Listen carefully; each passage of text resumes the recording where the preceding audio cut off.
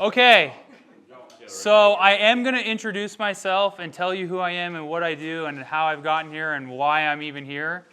But I'm going to start with something else. I'm going to start by telling you I have a lot of content. And I'm a meat and potatoes kind of guy. Like, I love the raw, I love the mindset, but I love the practical advice. And so my content's really chock full, and hence the fire hose shooting at your face, because that's what it feels like sometimes when I give presentations. But I promise you, at the end of the day, it's actually simple. Like, everything I'm going through is like, oh, duh, I should have done that, or oh, duh, I should know this, right? And I think a lot of you do. This is actually a really great group, because I give presentations all the time. I've talked to a handful of you already. I started a startup boot camp 10 years ago. Over 1,200 companies have gone through that boot camp. We run it once a quarter of the year. So I've met a lot of groups of entrepreneurs, a lot of ventures, a lot of companies. And honestly, I feel like a lot of the people I'm talking to here really know their stuff. And so I'm actually going to invite everybody at the end of my presentation to do a quick breakout, because I think we can learn a lot from each other, not just me. Like, I'll come up here and just talk and tell you what I know, but at the same time, I think there's a lot of value in just conversations of the like-minded people that are in this group, because you guys are all very smart. Okay, anyways, just want to preface it with the fire hose gif, okay? We have to start with you. Why? I actually want to hear. Why are you here? Like, what's the reason for being here? What's the point? And why are you here with random people that maybe you do or don't know? Anybody? Yeah. Hope. Hope for dreams. Associating with like-minded people who are successful and can help share and give me hope and inspiration that we can do it. Love it. I like being around people that are smarter than me, which is probably everyone in this room. So it's been great. I've been there. Also here. I've been there. Non-refundable deposit. Oh, there you go. Stu. Okay. Taylor? I have problems and I want you all to solve them for me. Okay. I like it. Figure out some systems or processes to apply to my home service business. Okay. I love it. So, okay, we'll go. You got it. You got it. No, I kind of want to find my compass, you know. There's so many ideas, and I have, 3 things, and I'm like, oh, I should go this way. I just want to find the principles that just get me going on the path that I want to go, and I know we can do that. Okay. I really like all those answers, but I'm actually going to debate you that it's actually this. So, this is why you're here. I really like your answers, but I'm going to argue why that is actually your answer. Because what is every entrepreneur's goal? Like, why are you saying hope? Why are you saying guidance? Why are you saying mentorship? Why are you saying practical advice? It's because at the end of the day, we want what I just had on the screen. And whether that comes through funding, venture capital, whether that comes through, making revenues and profit and getting more money. Because at the end of the day, no matter what your goal is, creation, freedom, your family, support, passion, whatever it is, it's honestly fueled by money. The world runs on money. And I'm here to tell you today that honestly, money is not what you should be seeking out. It opens up a lot of doors for you, but throwing money at problems is not going to be the answer. So what you actually need to do is, instead of seeking money, here's more articles about how money's not the answer. Money means more problems, right? For a startup, money doesn't solve problems. It just changes your problems that you have. Has anybody ever raised capital here before? Yeah. Did money solve your problem? No. It changed them. That's a great answer. That's a truth up there. Because I think a lot of early stage entrepreneurs have that mindset of like, man, if I just had $1 million, I could do exactly what I want to do. Man, if I just had $3 million, I could go build the product that I need to build. I can go and execute on the plan that I have, and I can go change the world. And I'm going to tell you right now, so have you guys all seen this meme? This meme is great, okay? I've repurposed this meme 1,000 times in my life, okay? So this is the typical entrepreneur. What's so funny is that we're all distracted over here, fundraising, making money, but really what we need to be doing is just building a really, really good business. Because what happens when you build a really, really good business, this actually happens. So stop focusing on this as your sight or your line of sight or your tunnel vision and focus on just creating value, building great business, and then the money will come. And here's my proof. Imagine this scenario, okay? Here we go. A startup with two well-known founders with a track record with huge returns, great success, very publicly known, get together, start a company, and they raise $2 billion pre-revenue, pre-product. How does that sound? It's gotta be AI, that's for sure. Stop the madness. The madness is real. Who knows what I'm talking about? Anybody? Well, there's Domo, but they weren't 2 billion, so it's not them. Nope, it's bigger than Domo. Okay, here we go. Just imagine, what if you had $2 billion before even making $1 or writing one line of code or building one product or doing one thing? If I had 2 billion, I don't know that I'd be starting. 2 billion, you're like, I'll write myself 100 million, check out. Yeah. So, who's ever heard of new TV? Exactly. So, Jeffrey Katzenberg and Meg Whitman. Jeffrey Katzenberg was the CEO, no, not CEO, but like the president of Disney in the 80s and 90s. He was the guy that was responsible for basically reviving Disney animation. Little Mermaid, Beauty and the Beast, he went on that kind of run. He left Disney when the CEO at the time told him he wasn't going to be fairly compensated for all the work that he'd done, and he left and built DreamWorks. You've all heard of DreamWorks. Jeffrey Katzenberg was a miracle Hollywood man. He built a huge reputation, huge businesses, sold DreamWorks. But anyways, he did huge deals, right? Meg Whitman, she was the CEO of eBay, CEO of Hewlett-Packard back in the 90s and dot-com era. Okay, these are two giants in their industries, okay? They got together and they said, we're going to compete with Netflix. We're going to build a company called New TV, and we are going to take over the streaming and Netflix industry, okay? They went on a huge run. They raised $2 billion before they had done anything. Pre-product, pre-revenue, how could it fail, right? $2 billion. They raised huge money, and their initiative was to grow really, really fast. Okay? This guy right here is not either of those two. This guy is actually, his name is Steve Blank. Okay? Steve Blank is kind of known as the grandfather of the lean startup movement. His whole strategy, his whole methodology, his whole preach is you don't need money. You can build business by just validating that there's a market there rather than rushing out and building product right from the get-go or going out and building molds or going out and buying inventory without knowing that there's a customer that will buy. We've all heard of the field of dreams, right? Build it and they will come.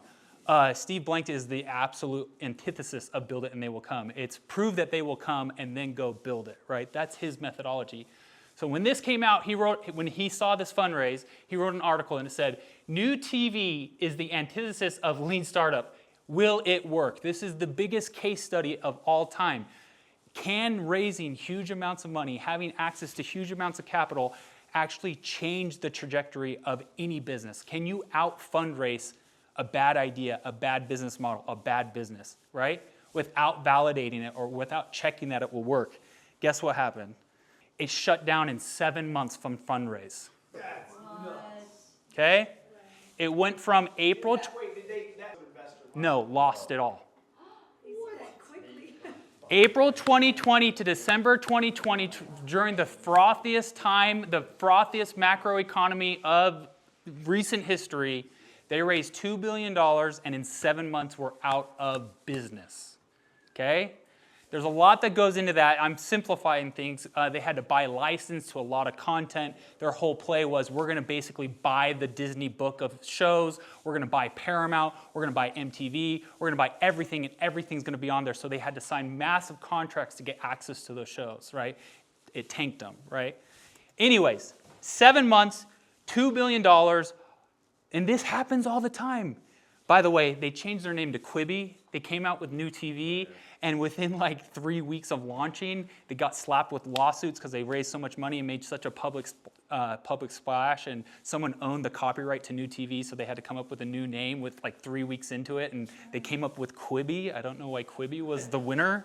But this happens more than we think. WeWork, okay? Better Place.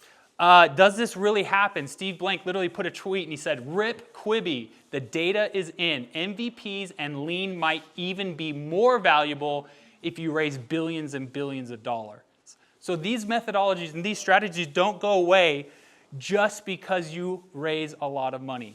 And so I'm here and I'm living proof to tell you today that you can do it without finding an access to massive amounts of capital, okay? What do we learn from this Quibi story? There's 4 points I want to go through, and I'm just going to skip through this real quick because I have a slide for each individual one, and you'll know what I mean on these real quick here. So, you can actually have too much money, okay? Who's ever heard of the saying, constraint breeds creativity? If you actually constrain yourself, you will be a better founder, a better business owner, a better entrepreneur by thinking creatively, how can I get around this problem? How can I jump this hurdle instead of just throwing money at it, right? How many times have we seen our friends, our family members, our acquaintances raise a lot of our competitors raise a lot of capital, and in a year, they have nothing to show for it, and it's all down the drain. I've seen it 100 times, more than that. Okay, so you can actually raise too much money. I'm going to skip all this. Next one. Identify the hair on fire use case. What does this mean?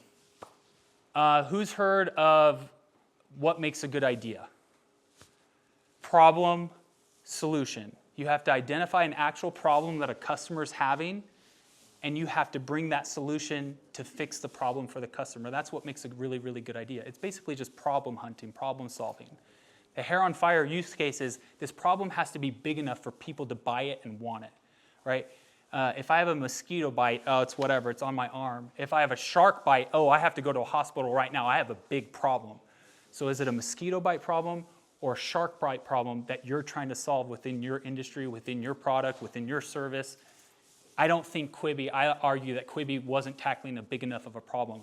Netflix and other streaming opportunities. In 2020, all of those things were out. They were just trying to be, pump their chests and, be the kingpin of the industry and try to come out there and knock Netflix off.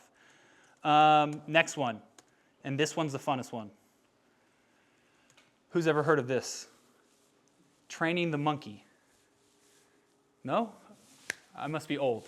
Okay, so training the monkey is, if I'm in a park and I'm pedaling for money, is the saying, or the old analogy, and I have a monkey that will perform tricks, and so I can get money from the crowd, I first think as the trainer of the monkey, oh, I don't have a monkey yet, I don't have a pedestal yet, but I'll build the pedestal and go through all the work of building the pedestal before even obtaining, or training the monkey.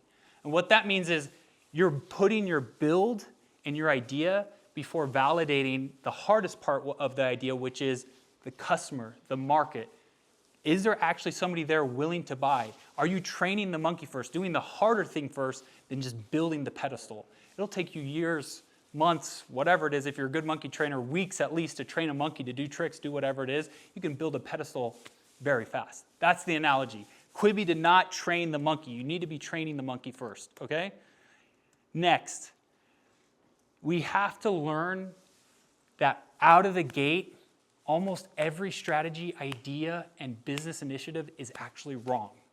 We have to tackle business with that mindset, because when we think we're right, that's when we'll get into trouble. When we start assuming things that we know, and we know what the customer base wants, or what the market will react to, or what they'll want to buy, that's when you start getting in trouble in business. So lean startup, Steve Blank's methodology and his analysis of Quibi is completely right. They missed the boat. They did not validate the market. They did not know if a customer was going to be there, and they completely assumed that they could go and tackle this problem, even with $2 billion.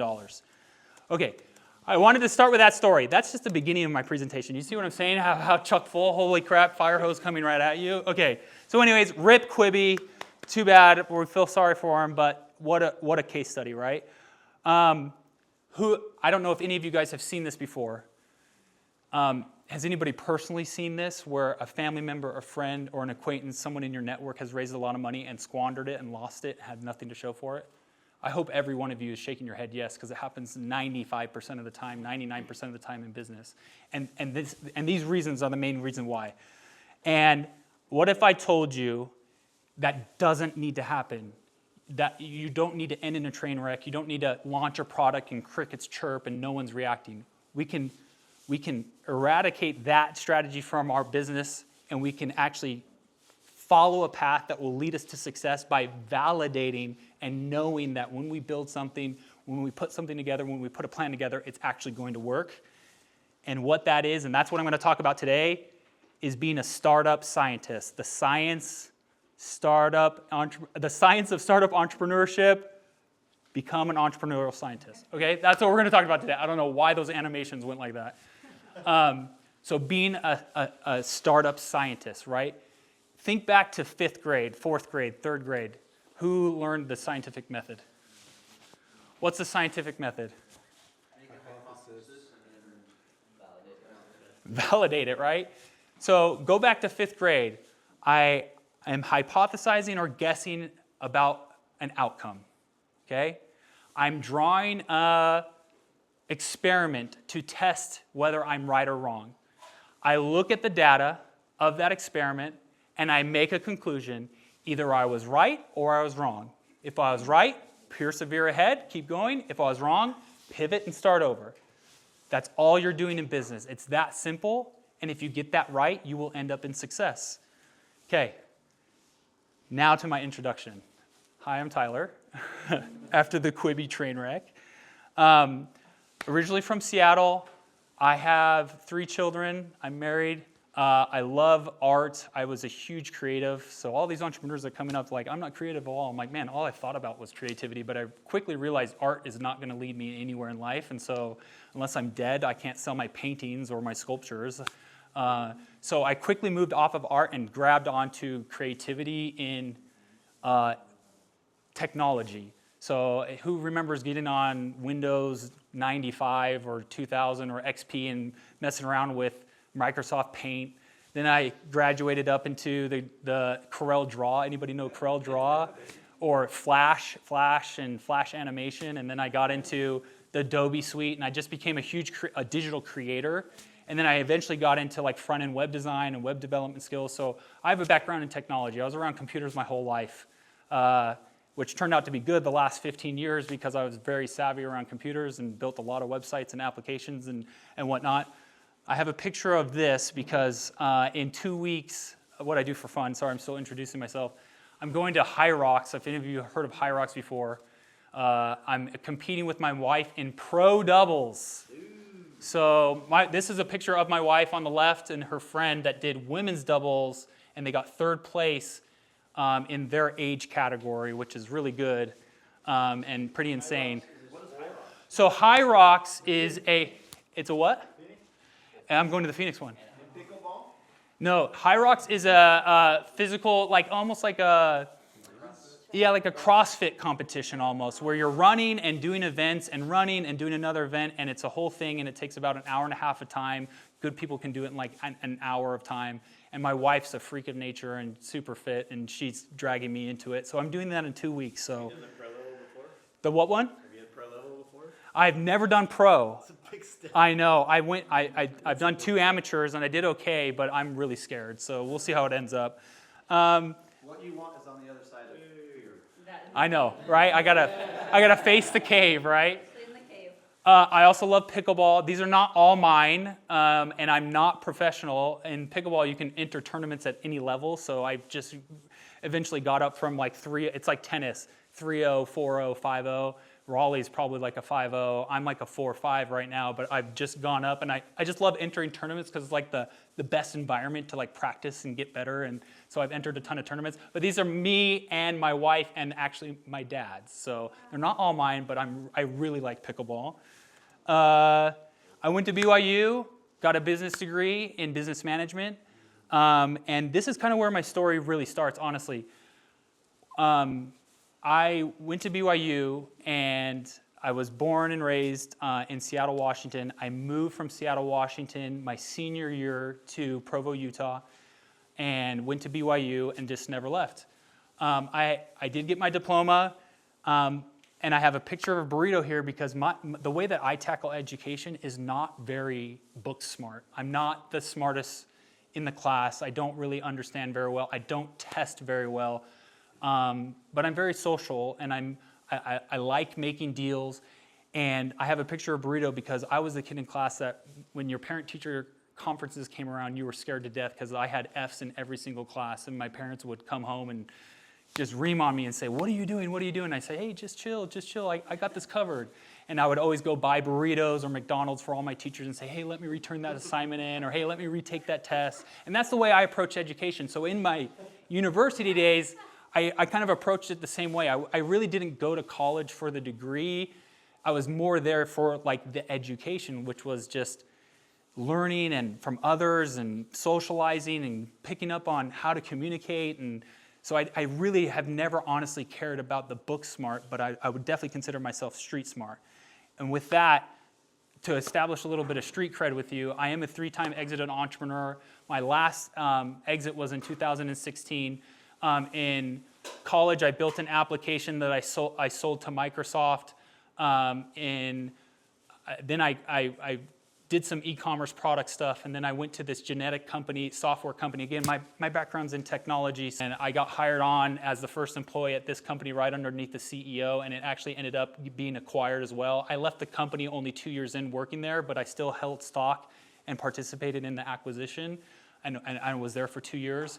But I did start a school. I've talked to a few of you here. That is kind of my biggest exit that I've ever had. It was a technical school where I started in 2011 and I exited in 2016, where we taught technology skills to people. So we grew that to about 11 locations across the Intermountain Western United States, like Phoenix and Dallas and Salt Lake City and Minneapolis and Boise, Idaho, and all over the Western United States. And we just taught people how to code. It was a great career, kind of switching school for those who were either servers or restaurant workers or even economists. Like we had a ton of economy majors come through our school and switch from being an economy major to a technical web developer. And it went really well. We scaled that thing in 5 years relatively quickly. And we ended up selling it to Strayer University, if you've ever heard of Strayer before. They bought our company, and it was a great exit. And I'm telling you this not to brag, but to establish that, hey, I've done some things, so I hope what you're hearing today will actually help you, and you take it with some credibility. Here's some shots of the company that I built and the schools that we had across the country, and like the acquisition PR. Dead Mountain, your biggest sale? So Dead Mountain was my biggest sale, and I do have a picture of my bank when the money came in. It was awesome. I blurred it out, but That's so cool. So this was in 2016, hence the weird like iPhone 4 screenshot size. But I literally remember where I was the second that money hit my bank account. Like life-changing moment, right, Sue? Like it's like the entrepreneurial dream, right? That you work like no one else is willing to work for years and years and years, so you can live the rest of your life like no one can, right? That's the best saying. I love that quote because it's like, yeah, we got to grind. You got to work hard. You have to do the things right. And at the end of the day, you'll get the payday if you do it right. I never raised a dime on it. I never raised venture capital. And it was a wild, wild ride. And what Raleigh was saying earlier, it's completely true. Timing is half of entrepreneurship. You have to think of the biggest companies you know today. What's the biggest personal exited entrepreneur you guys know? If they would have started that today rather than 10, 15, 17, 20 years ago, it probably wouldn't be as successful as he was in this moment. You get what I'm saying? So timing, macroeconomy, industries, waves, what Raleigh was saying of you got to ride the waves in entrepreneurship. And I totally rode a wave here. I understand that. The coding bootcamp industry was relatively new when I started it. There was one other in the country in San Francisco. And I identified it very, very quickly and said, I know how to code. I can teach other people how to code. I'll just start coding classes. And I knew the Provo mayor at the time. And I said to him, hey, I'm going to start a coding class. Would you tell people about it. And he said, yeah, if you get me a little blurb and a picture and a link, I'll put you on the Provo, Utah Citizens newsletter. And he blasted it out for me. Went to 5,000 people. In a week, I had 300 applications for a 20-person class, and the rest was history. It just snowballed from there. And it went really well because we really taught people. We really delivered on what we told people we would be teaching them. They went from Subway sandwich maker to a web developer at Adobe in 12 weeks, and it really worked. And so that just snowballed from there. Our word of mouth was crazy, and the product just delivered. And when you do that right, it spreads like wildfire. So what does an exited entrepreneur do? Almost always they turn around and start investing in new ideas or their cousin's startup or their Uncle Bob's ideas or whatever it is. When you have excess cash, it's really cool and it feels great to be an investor.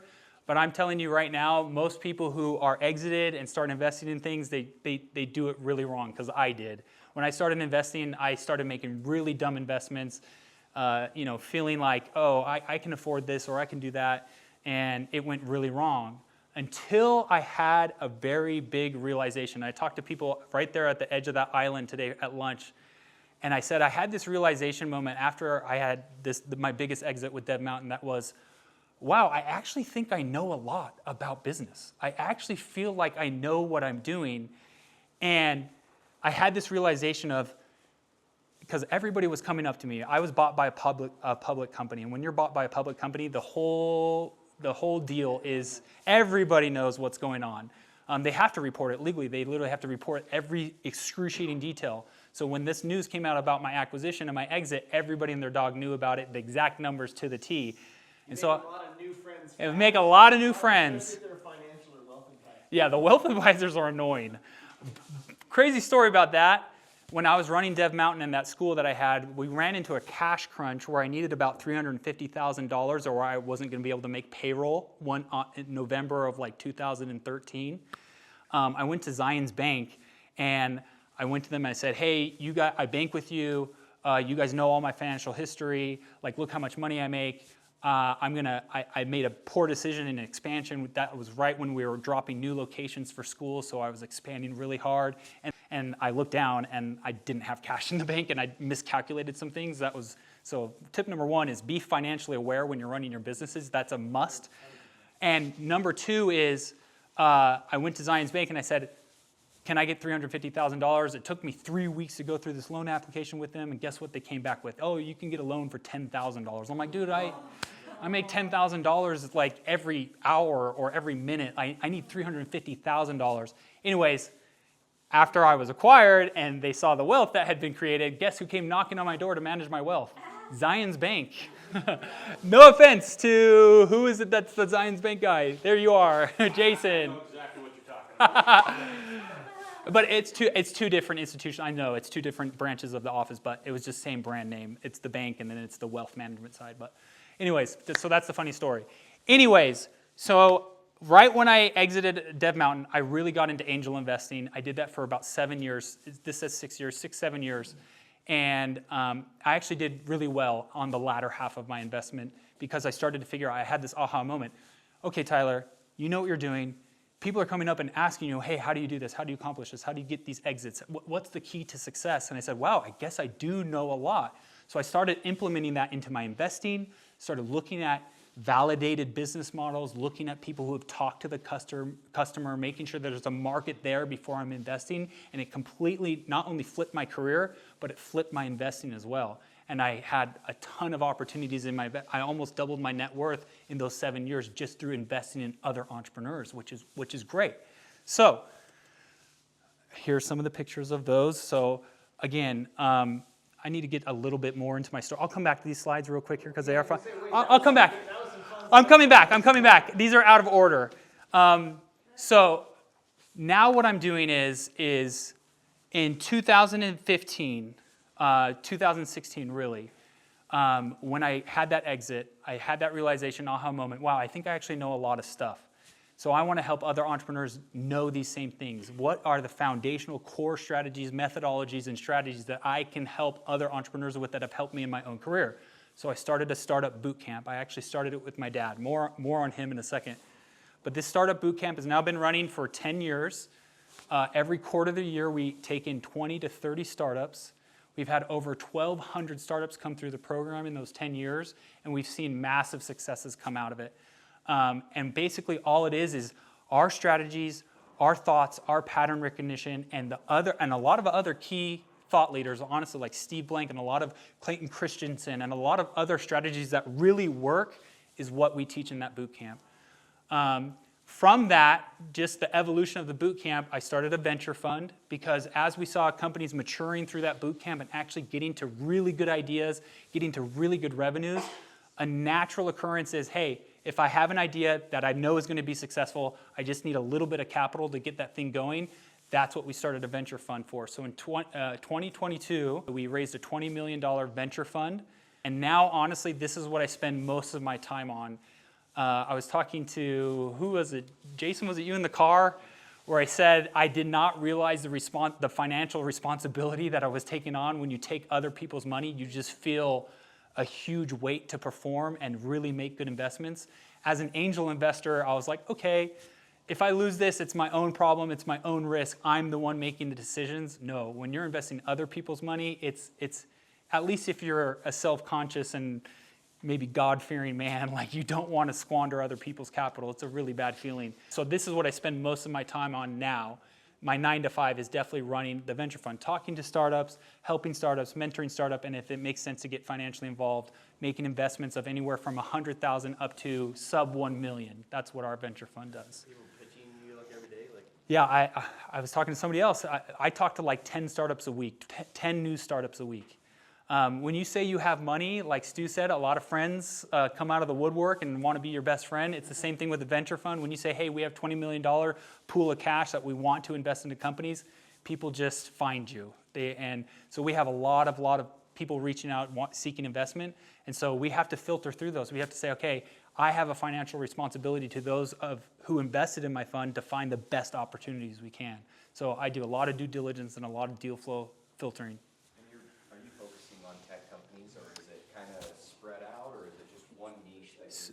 There's not one niche, but I would say anything tech for sure. So we're looking at software, technology, AI. It has to have some kind of technology component just because that's the game that I play. These two overlap a lot. So because we've built up this boot camp side, the education, content, and curriculum side of the house, so we're not exclusively just for the boot camp, but also just because you attend our boot camp doesn't mean we're going to invest in you. So we're just kind of agnostic, like wherever we find best opportunities, that's where we're investing. And then we have built a software. I was telling Stu about this just earlier, that we've built a software to help people. Originally, the idea was to push people through the boot camp frameworks and methodologies that we teach in there. Like I'm talking about stuff you probably know, like who's heard of Steve Blank's business model canvas, right? And if you don't know, I'm going to talk about it a little bit later. That business model canvas, it's a girthy document to sit down and just like fill out and strategize around. What we built is a management software to house all of those projects and help you push through all of those frameworks so you're building business the right way. Part of this is, so I went to angel investing. I also am an educator, so now I teach at BYU. So it's not only the boot camp, I'm also teaching in the entrepreneurship and computer science program at BYU. I love teaching. I just love helping instill these strategies into the minds of entrepreneurs and budding entrepreneurs and people who are hungry. So I'm business partners with my dad, and this actually has a huge part of who I am. I was talking to people here in the car all over. I was like, I am who I am, and I figured out that I know a lot more than I thought I knew because in my household growing up, my dad was an entrepreneur. And he was very entrepreneurial, and he was constantly teaching us business tactics, strategies, and what to do and what not to do. And he was in the Yellow Page industry. So back, who remembers the Yellow Pages? Okay, you're my people. The Yellow Page industry was basically a business listings book where you would go look up businesses, and they were called the Yellow Pages because they were literally yellow pages in a phone book, and basically businesses would buy ads and advertised in this book to have bigger half-page or full-page ads, and that's what my dad did for 10 years. He built up a great business in the Pacific Northwest, Seattle, Portland, Canada, a little bit of Idaho, and he ended up selling that company. It was called Banana Pages, and He sold it in, I want to say 95. And in 95, he learned about this thing called the internet. And when the internet came along, he said, oh, I'm just going to take all of the stuff that I know, all the yellow pages, and put them on the internet. So he was the first person to put business listings and yellow pages on the internet, kind of the Google before Google was. So when you would go and search up businesses or local providers or local service providers or whoever in your area, that's what you would use. His company that he later called InfoSpace. InfoSpace in 3 years had 1,500 employees and went public on the stock market. He IPO'd and created a huge wealth creation for himself. And I was around, obviously, right? I'm his son, and I saw this being built. I was 10 years old when he went public on the stock market. When he went public, he said, I'm done. I've worked hard. I've got enough. I don't need any more. And he basically semi-retired. And in those semi-retired years, it was like 2000 to 2005, he heavily concentrated on us as children. He said, I want all my kids to be super business savvy, super business minded, and I want them to learn everything that I know. And so he had no job. He did nothing except for teach us. It's about credit card and debit cards. Mine was about business models, and mine was about validating your customer and discovering your market and crazy principles that I thought was normal, okay? So then fast forward, I go to BYU, and I find out, wow, I'm not normal. No one knows any of this stuff. I thought this is what families talked about, but apparently you don't. And so I just took that into my career. Fast forward to the end of my career, I had that realization of like, wow, I know a lot more than the average entrepreneur, and that is the reason for all of my success. That is the reason why I was able to get to the finish line. I fell upon Steve Blank and his lean startup principles in college. And I said, wow, that's everything my dad teaches me. And I showed it to my dad, and he said, that is literally the methodologies that I've been preaching for the last 15 years. Steve Blank just kind of codified it in a book and in a framework called the Lean Startup Process. Shoved all of that curriculum, Steve Blank's thoughts, all of the stuff that we've learned into our boot camp. That's what the boot camp is. These are a lot of the investments, advisory positions, mentoring that I've done over the years, that tenure of the boot camp run. If any of you have heard of Pura, who's the IoT device that's now worth over $2 billion, they literally started in our boot camp. My dad and I were on the founding documents of Pura. We eventually got bought out in one of their high financing rounds. I don't know if any of you guys know of, this one's awesome. Has anybody heard of Route.com? Has anybody heard of Route? No, Route? Okay. They're worth like $1.4 billion right now. Have you heard of Forup? Probably no one's heard of Forup. It is. If there's any golfers in the room, that's where you go sign up for your tee sheet and for your tee time. They're very prominent here in Utah. But anyways, we were the first investors in Forup. I was also the very first investor in Route. I did not sell at the 1.4 billion. So it's very common when you're an angel investor or an early stage investor that when a company is actually progressing and maturing and getting to a larger funding round that you get bought out. So that's why most of my investments, I get involved so early and invest so early that typically I'm getting bought out before they even hit the finish line of where they're going to end up. So I sold out on Route on about a $300 million valuation, not a $1.4 billion. But this is what you can do. Again, I'm not showing you this to brag. I'm showing you to say, open the mind, open your capabilities, think about what's possible. And also, I think there's a little bit that I know. And I had this realization about 10 years ago. So back to you. That's enough of me. Let's go back to you, okay? It doesn't matter where you fall on this spectrum, okay? I don't care if you're like, I don't want $1 billion, Tyler. That's totally fine. If you want to just make a good living for you and your family, that's 100% okay. But that's why you have to sit down and say, like, what do I really want? Like, what is my end goal? Because if you're over here and you want to change the world, you want to be a billionaire, and you got to do something that will actually be the right vehicle for you to get there, okay? Because if you're over here, that's totally fine. Who was I talking? It was me and you, Kyle. Yeah, for sure. Every time I teach one of these cohorts of our boot camp, I started off with, you got to know what you want. Because it's like, if you don't, who's heard of the Cheshire Cat? Right? What does he say to Alice? Which way do you want to freaking go? Because if you don't know where you want to go, how can I help you go where you don't even know where you want to go? So if you want to go here, let's get there. If you want to go here, that's totally fine. Let's get there. It's just whatever you want. What is your limit? That being said, you need to discover who. This is a great book. Has anybody ever read this book? No. Oh my gosh. Okay, this is one of the first times that I've had a group that no one knows what this book is. It's called What I Wish I Knew When I Was 20. It was written by Tina Seelig. She was a Stanford professor. And she wrote a book after her lengthy career and said, here are the things I wish I could go back and learn when I was 20 years old rather than being a 55-year-old professor. And it's a great book.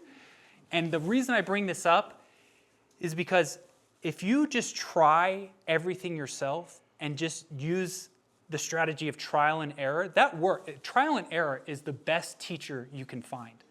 Why? Because when you fail, you feel it. And if you run into a wall, you feel it. But it's not the most efficient use of your time. It's not the fastest way to get there. The fastest way to get there is by mentorship, guidance, and learning. What you're doing right here in this room is exponentially going to pay off later in your career, whether that by days, weeks, months, years, whatever it may be. But you can go and learn all of this yourself. But this is a great book in discovering what you want. Oh, there's the Cheshire Cat. I delivered it too early. Cheshire Cat, okay? You can frame this another way. How do you use your time? Like, if you have an hour of free time, what are you doing? Because a lot of the people that come through my boot camp, they're a little bit of a younger crowd. I mean, this is a great crowd, but they're just recently exited college students or kind of just getting into their careers a little bit more.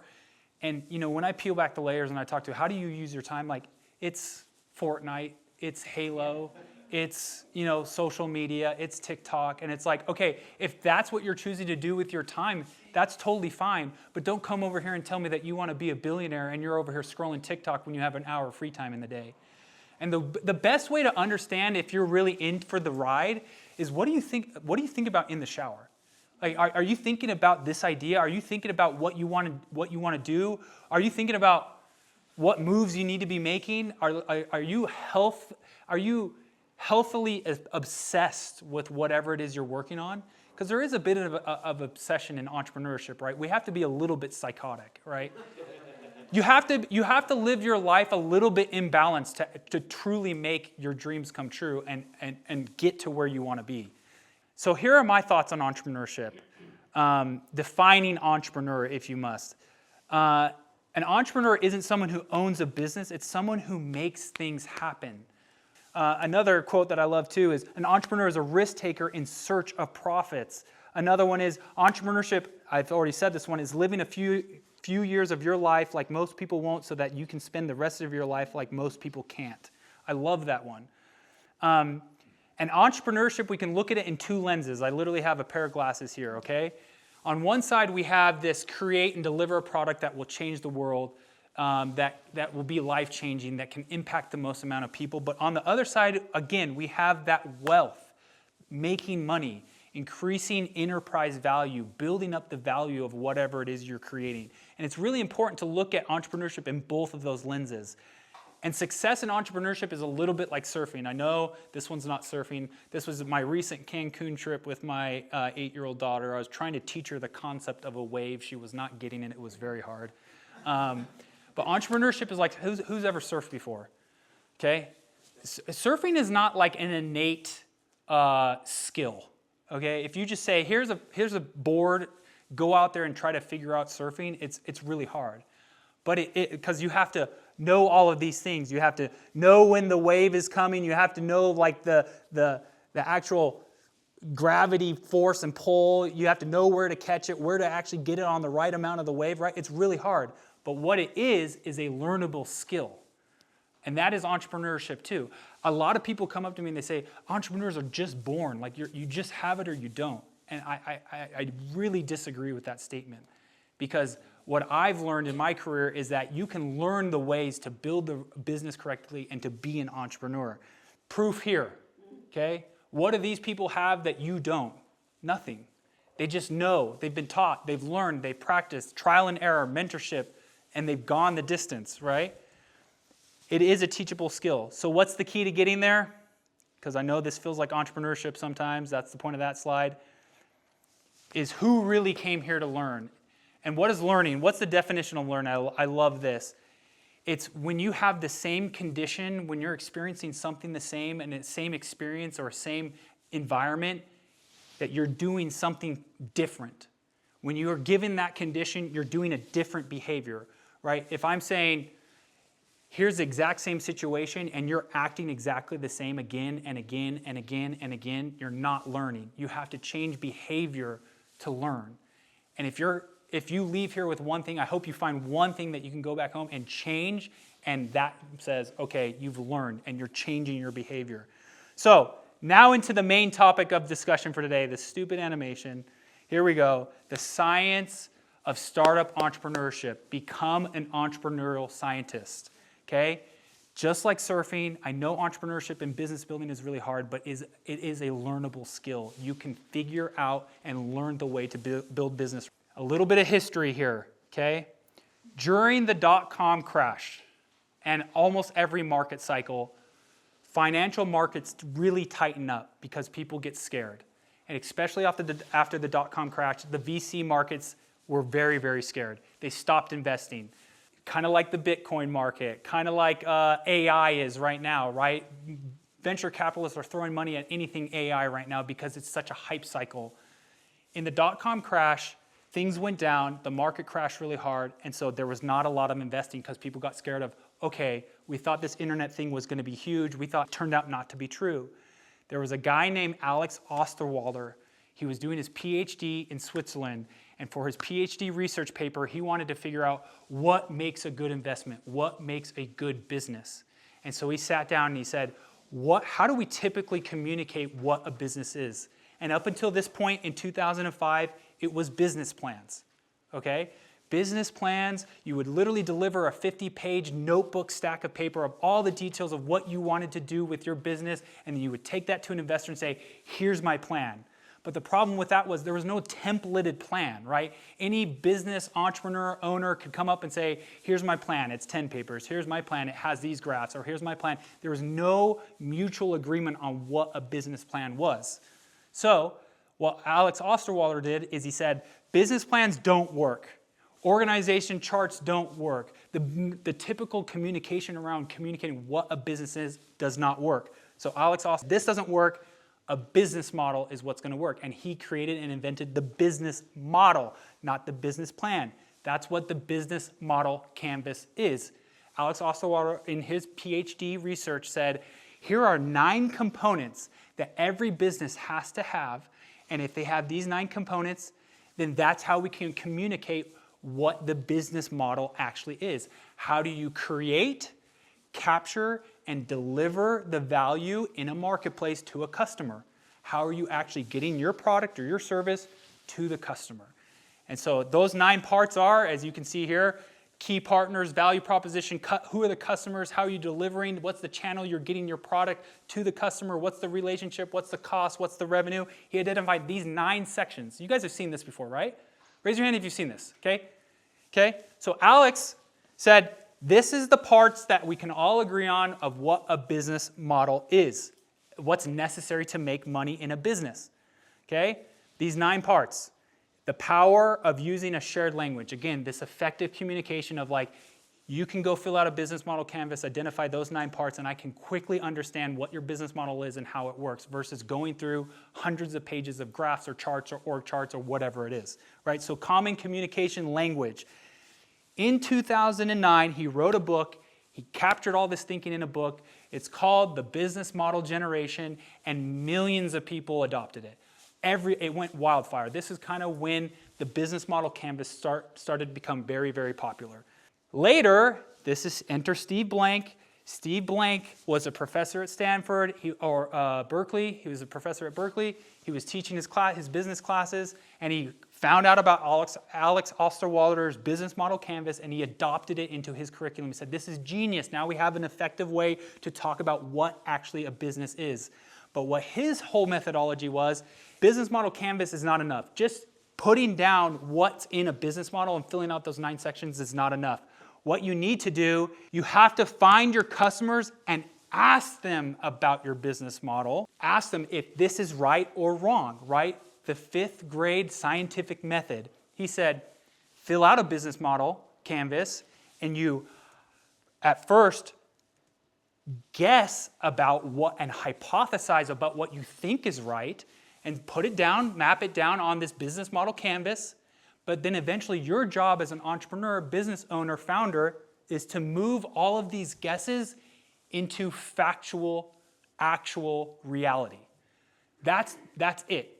So if you can say, I think my customer is this, I think they want it to deliver to them like this, I think my product should be this, I think my cost is going to be this, and I think my revenues are going to be this, all 9 sections, your job is to individually, one by one, move through and validate that those are all true and not just guesses. You need to find, again, people who are experiencing the problem that you think you can solve. That is your demographic. At first, again, it's going to be a complete shot in the dark. If you have this product idea and you think it's amazing and you don't really know who to sell it to, you need to find someone who has this shark bite of a problem and go and pick their brain.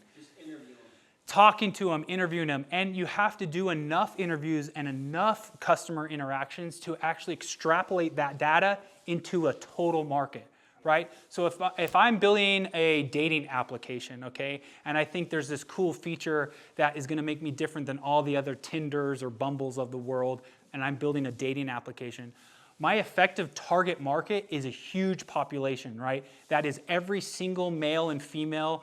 Let's even say just in the United States, millions and millions of people, okay? Do you think it's effective for me to go and take a guess, go talk to 5 people, and then make conclusions from talking to 5 people for a population of millions of people? No. And that's why this is hard work. It's really hard work. Because who wants to get off their butt and go talk to probably 500 people before you start drawing conclusions? Yeah, that sucks. It really sucks. But if entrepreneurship was easy, everybody would be wealthy and rich. Everybody would be Elon Musk, right? Like, that's not the way that it is. So, yeah, by any means necessary, surveys, forums, focus groups, phone calls, emails, whatever you can do. You just need to start taking whatever you think you know in your business and don't assume, and start moving that into an actually concluded, factual statement. All Steve Blank did is he said, this is what companies used to be. This is what we thought companies were. A business organization which sells a product or service in exchange for revenue and profit. And we thought that startups or new companies were just miniature scaled businesses. That is not true. What Steve Blank's methodology says is a startup is a temporary organization designed to search for a repeatable and scalable business model. And that's a powerful sentence. And why? And he added temporary because you graduate into a company once you find the validated business model. Before that, all you're doing is searching for the right model. If you act, raise money, build product, make molds, get inventory on assumptions, you're going to lose. You're eventually going to run out of money and not get to the finish line. However, if you're searching for the right repeatable and scalable, repeatable meaning that you can do it on Monday, Friday, next Thursday, next week, next year, and scalable meaning for every dollar you put in, you're getting more than a dollar out. Because sure, I could say, I want to change iron into gold for my business model. What a great business model. I'm going to get iron, which is very cheap and affordable, and I'm going to turn it into the precious metal of gold and then sell it. 1, that's not actually feasible, but 2, that technology doesn't exist, and if it does, it's probably expensive to do that kind of alchemy to get iron into gold, right? So it has to be repeatable, scalable, feasible, and you are searching.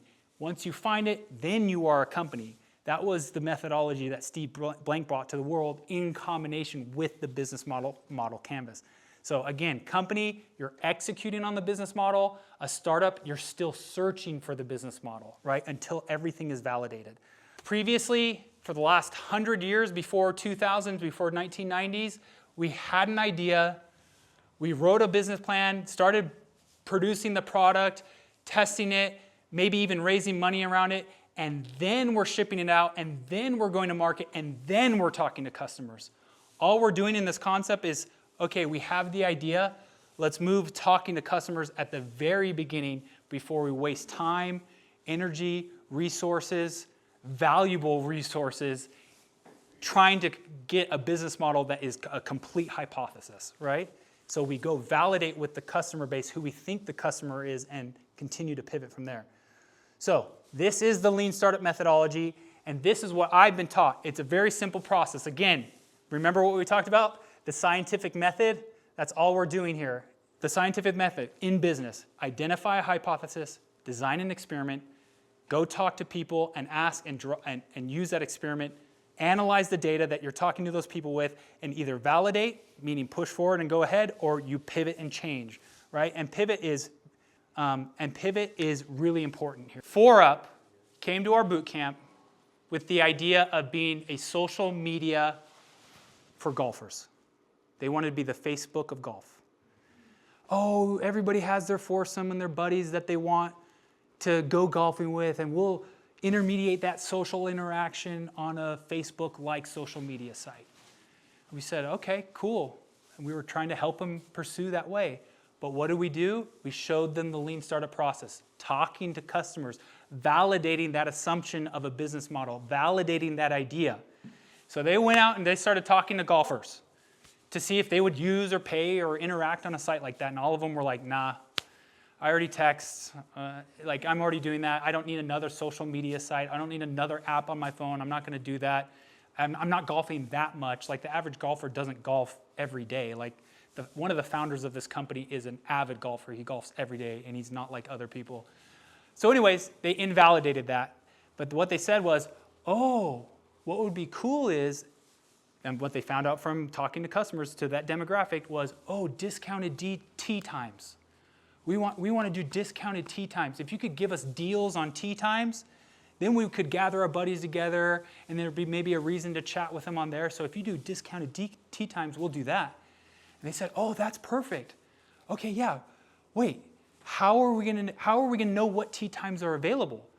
If we're going to be like the price line of tee times, how are we going to get that data from the thousands and thousands of golf courses in the country? There's no way to pull that information. There's no database of tee times. So they said, okay, let's go talk to the golf shops. Let's see what they're using. Is there a common software that they're all using to sign people up on tee times so we could pull that data to see what free tee times are available so we could give last-minute deals to give discounted tee times? And what they found was 70% of golf courses, even in 2017, 18, 19, were still doing paper and pencil. So they're like, that's not going to work. We can't get paper and pencil, literal paper in the pro shop and pencil tee times marked on an actual paper sheet into a database. And so what they said is, we'll be digital tee sheets for these golf courses. So they went and talked to the golf courses and they said, hey, we're going to convert you from paper and pencil and all these other softwares, and we're going to digitize your tee sheet experience. We're going to give you just a software to just do tee times. And the pro shop said, no, I'm not going to pay for another piece of software. I'm already paying for my point of sale. I'm already paying for my inventory software. I'm already paying for this or that. I don't need another piece of software if it's just going to do tee sheets. So they said, oh, okay, so if we added in those other ancillary products like a point of sale, like a pro shop inventory management software, then would you buy from us? Okay, now that I would pay for. So it took them about 8 months to arrive at a completely different business model, and they arrived there because they found a solution that solved a real pain for a real dollar-paying customer and figured out, okay, we got to talk to people to figure out what they want. But you'd be surprised at how many of opportunities like that still exist. Excel is the most used software in the freaking world, and you know how many processes and things are being done on Excel in a very tedious and horrible way that you could just bring a simple software to and solve that solution for people. I see it all the time. I'm a venture capitalist. I have people come and talk to me all the time, and it's still happening to this day. I would think there's like 10 companies like this that they're all fighting for business at every There was, and they ran into software all the time, but they would just be the best one, the cheapest, the best features, the best positioned, they would win the competition over and over. Again, it was like 7 pivots that they completely changed the direction of their company. That company sold for about $100 million in 2023. So, and they only raised $250,000 because they'd never raised capital ever again because they had all those customers lined up. They just needed that little influx of cash to get them over the product building hump, getting their product together, and then they were off to the races.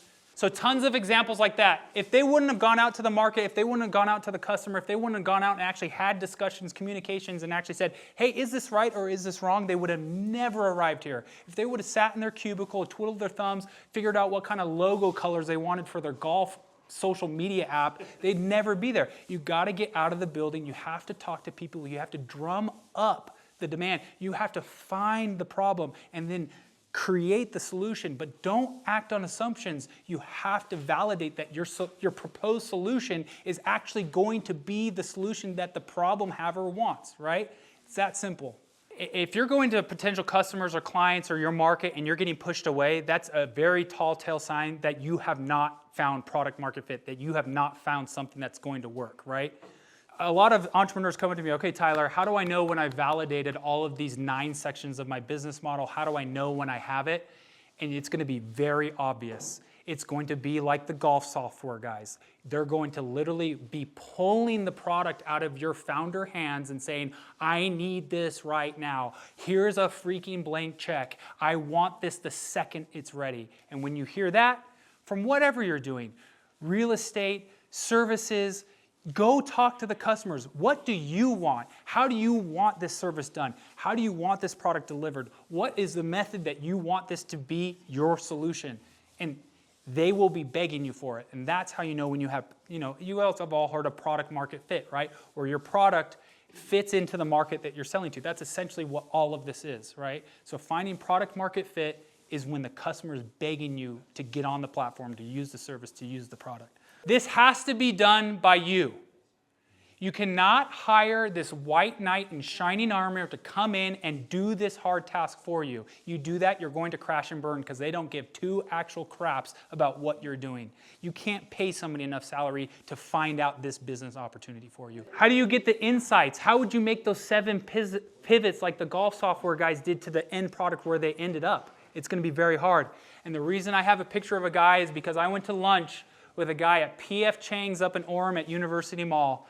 And he's a very wealthy and successful doctor. And he said, I have been trying to build this thing forever. So in the doctor world, you have to keep up on continuing education, right? So every 6 months or whatever, you have to go and prove that you're still being trained and you're up to date on the best practices, and you have to have continuing education certificates. This doctor wanted to build a marketplace that had a bunch of continuing education offerings, and then doctors could go and search for them and find the one that suits them and what would be the best for their credentials and whatever education that they need to go and fulfill. I said, oh, that sounds like a great idea. What's the problem? He's like, well, I've spent a lot of money on this. I'm like, oh, tell me about that. And he was very hesitant in telling me how much money he had spent on this idea. And I go, John, come on, what are you doing? Like, how are you spending so much money on just figuring out this idea? He's like, well, I've hired a full team of people, and so it's a lot of money. I'm like, what is it? He started building product before he knew what he would even needed to do. On hiring people to go and talk to other doctors to ask them how they wanted this platform to be, they came back with the insights and said, yeah, this is completely fine. This is great. This is exactly what they want right here. And he said, that's awesome, let's build it. On a product that he threw away a year later. Okay, so that's the problems you can get into when you're not doing this yourself. Why? Because you can change the product, you can make pivots, you can collect the insight, you can hear the customer feedback and make those changes that you know should be done. Okay, so I just want to emphasize this. Don't think that you can go hire this out. That's a huge... Steve Blank, sorry, I'm a huge devotee of Steve Blank. I don't know if you've figured that out yet. But he says the chances that your initial hypothesis on anything in your business model canvas, any section of your business is correct is 1 out of 200.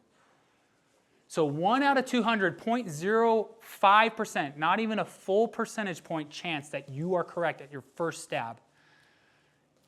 Like if you've gone to Las Vegas, put it on a roulette wheel and have 1 out of 35 chance to double his money, right? That's better odds. So that's what I'm saying is, think about the approach to building a business before you commit time, effort, resources, money, anything.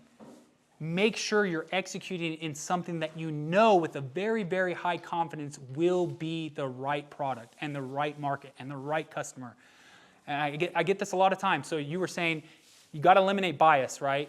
Yes, because a lot of people say, I have this idea. I have this product.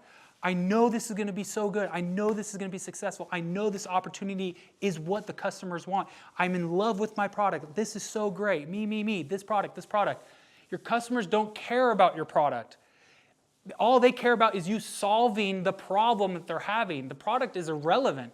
Whatever the vehicle is to solve their problem, it could probably come in a bunch of different ways. You just have to figure out which is the best way to solve their problem, right? Another question about that is customers aren't even buying the product, they're buying the solution, right, to their problem, right? That's how you have to think, and that's the way that you'll say, okay, my original idea, I really don't care anymore. I mean, if you want to be altruistic and you have this certain product and this certain business that you have to do because you are maybe doing it for a charitable reason or a give back reason, sure. But if you actually want to make money and you actually want to have a viable business that actually creates and generates revenue and value, you have to listen to the market because that's what the market wants, right? And all of us in this room, like everybody comes up to me all the time, they say, Tyler, what do you think about this idea? I'm like, I don't know. I'm not your target market. I'm not your target demographic. And me and you can sit here all day talking about it, but our brainstorming session and trying to figure out what feature set of what or how it should look or what it should be like doesn't matter because we're not going to outsmart the collective wisdom of the target demographic. Again, a dating app, millions and millions of people. You think us two banging our heads together in a room is smarter than talking to millions and millions of people and we can come up in this white-walled room of exactly what that customer wants? Very, very slim chance, right? So how do you win? How do you win in business? You recognize what you're hypothesizing, what your assumptions are. You test those assumptions very early, very often, all the time, making pivots if you're wrong, and don't waste time and money building the wrong things. This is it in a nutshell. But how do you lose? We're going over this again. Go off and assume things that you actually don't know. Every startup company dies because they held on to a very, very risky assumption for far too long. They said, no, this is going to work. I know this is going to work, even though they're talking to their market or not listening to the market or not even talking at all, and they're just pushing forward on assumptions. So what I want to end with today is I want to do a really quick breakout session because I think this will be valuable for everybody.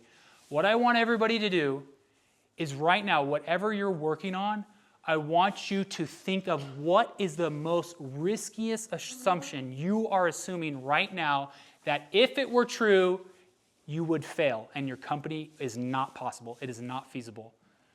So get that thought in your head. What is the riskiest thing that you don't actually know? Really think about it. That is a hypothesized guess right now that you actually don't know is for fact. So let's do that. Think of this. The assumption, why it's risky, what would happen if it was wrong. I think you think it's right, but what if it were wrong? How we think we know it's true, the leading indicator we want to see. And what I would like to do, just real quick, is get in groups of like 4. These are things that you're right now are assuming you know is right. But if it were not right, it would kill your company. So like if you were to lay out your business model and you're thinking and you're depending on this thing to be true, but if it weren't and it would kill your company, how would you get over, or what's an experiment you would do, or who would you talk to validate or invalidate that assumption? Can we get in groups that your business partner is not in your group, right? So I don't want business partners or co-founders or